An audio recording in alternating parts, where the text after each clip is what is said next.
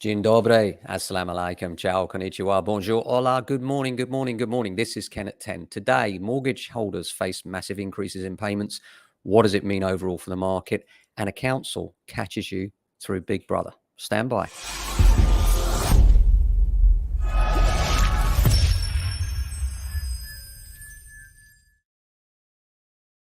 Hi, how are you? I hope you're well. This is Ken at 10, as usual, coming to you live from our offices in SW16 Norbury. We're James Alexander Estate Agents. We sell, let and manage property throughout southwest London mostly. How are you? Hope you're well. The weather here in Norbury is really beautiful. It's an absolutely stunning day. You know, the children are back at school. The one time that we don't care what the weather is, we're all back in work. What's happening? Well, the roads are chocker, of course, because the children are back at school and the sun's out. Will we rather it was raining though? I don't think so. All the houses look better in the sunshine, so it's good for our business. News headlines today, the Times says mortgage holders face £3,000 increase in repayments. And it says that 90% of mortgage holders will have had to refix their deals at much worse rates by the time of the general election. And the base rate, having jumped, is expected to peak at 5.5% by the end of the month. Of course, they don't know that. But there is an announcement coming up towards the end of September, and it'll be interesting to see what that says.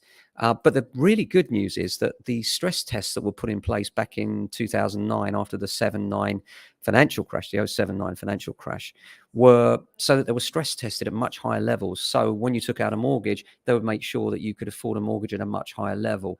Well, those stress tests are starting to come into play now as mortgage holders are now already reaching that threshold but not breaching it. Meaning that because it was affordable to them back then with the stress test, the mortgages, although a struggle, are still affordable. And what this means is less repossessions. And less repossessions means that the market's not going to fall off a cliff, as some would have you believe, anytime soon. So it's good news.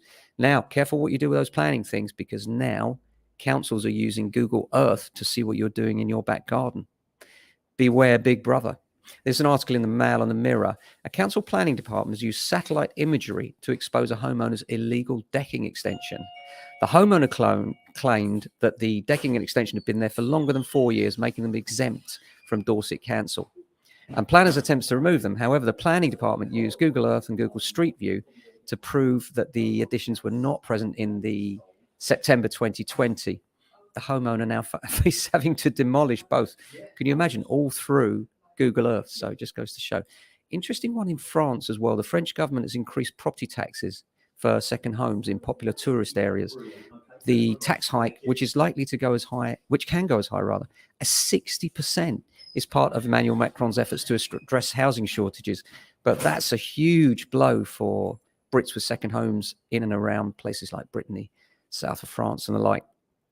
And buy-to-let yields are climbing. Well, this is no surprise here because, of course, everyone's having to increase their rents in order to protect themselves against the higher interest rates. Middle of the week, how are you coping with that? A lot of people don't like a Wednesday because it's neither the beginning of the week nor the end. I'm lucky because for me, it's jazz day. Tonight we go off with our band and we rehearse or play live. This week it's a rehearsal time. So looking forward to that tonight. What do you have to look forward to? I always think you've always got to have something short term to look forward to and long term to look forward to. And for me, on a Wednesday, it's jazz.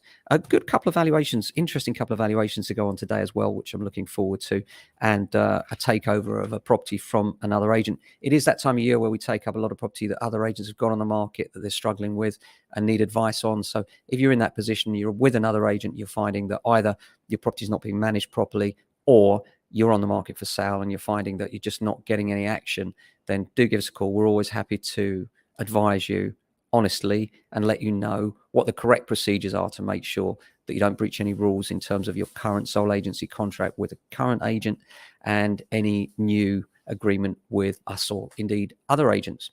So apart from that, we are looking at quiet day on Friday so far, but the rest of the week is really quite busy, which is great. And now the children are back at school, it's that mum's market. And many have gone back today, as you will have noticed from your commute probably. So, you know, we do expect things to start to pick up from this weekend, the main pickup being next week. And we're looking forward to that.